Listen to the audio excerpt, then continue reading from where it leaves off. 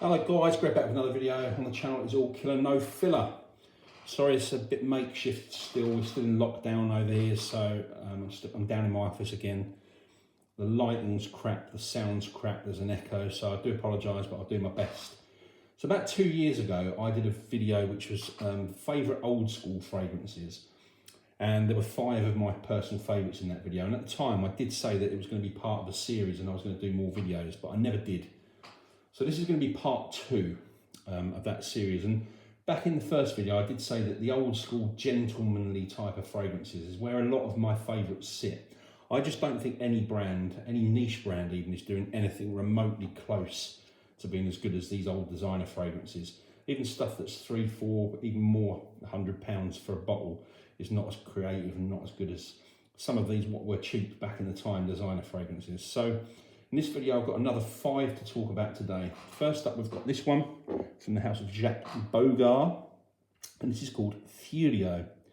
And this is a straight up, hairy chest 80s powerhouse fragrance. It's in the same sort of realm as Curos. It's you get a lot of lavender in here. There's lots of different spices at the top.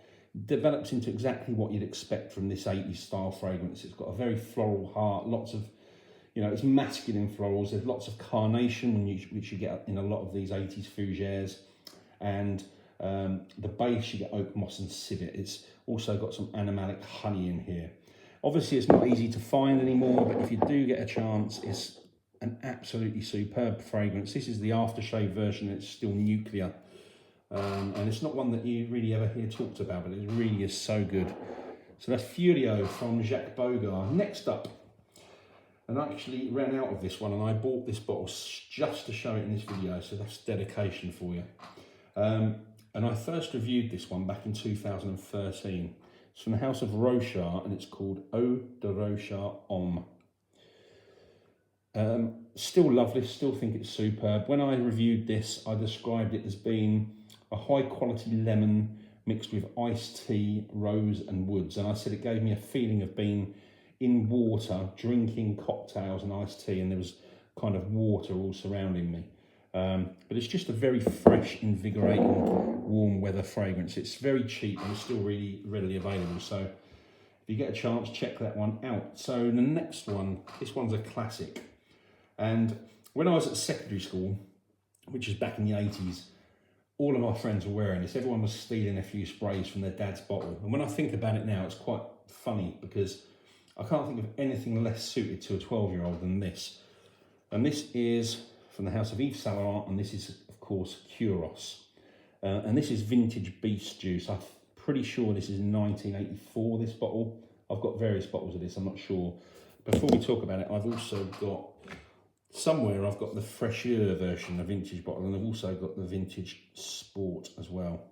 All of them are amazing. But going back to Curos, the original, there's lots of detectable notes in here. It's a very animalic fougère. It's got the civet and honey in here, and it gives it kind of like a urinal smell. But to add to that, there's lots of florals, lots of masculine florals. And when you combine them with the civet and the honey, it gives kind of a smell of the urinal cakes that you get in a men's lavatory, right? Now, a lot of people have spoken about this before, and it sounds quite odd to say that it's a nice fragrance and something you're going to want to wear and spray on yourself if it smells like a men's toilet. But trust me, it is. It's just a really great creation. When you those notes that I mentioned, the civet and the honey, then there also is lots of leather, musk and oak moss in here. It's just the epitome of an 80s sort of powerhouse fragrance. It's beautifully made. I'd say it's a piece of art. Unfortunately, the reformulated current version is not a patch on that one, as you'd expect, which is the case with most fragrances these days. Number 4, from the house of Paco Rabanne. This is Spore. I like to pronounce the French, Spore de Paco Rabanne.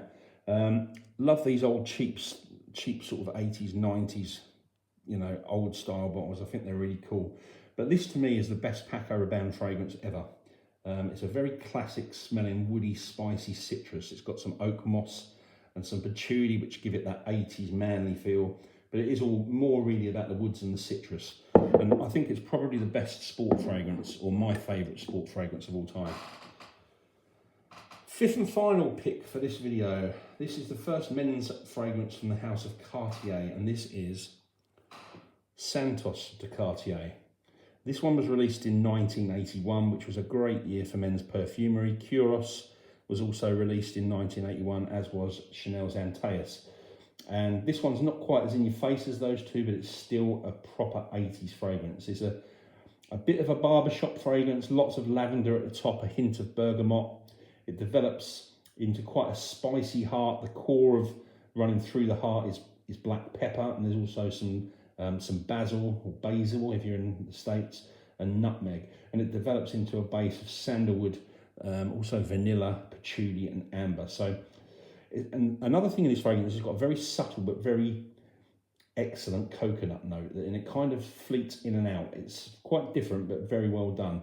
But it's just a very classy, sophisticated smelling fragrance. It's very in keeping with the brand image of Cartier. I haven't done a side-by-side comparison of this with the current version for a long time, so I can't tell you how that one stands up. But if it's anything close to being as good as this, it'll be an amazing fragrance.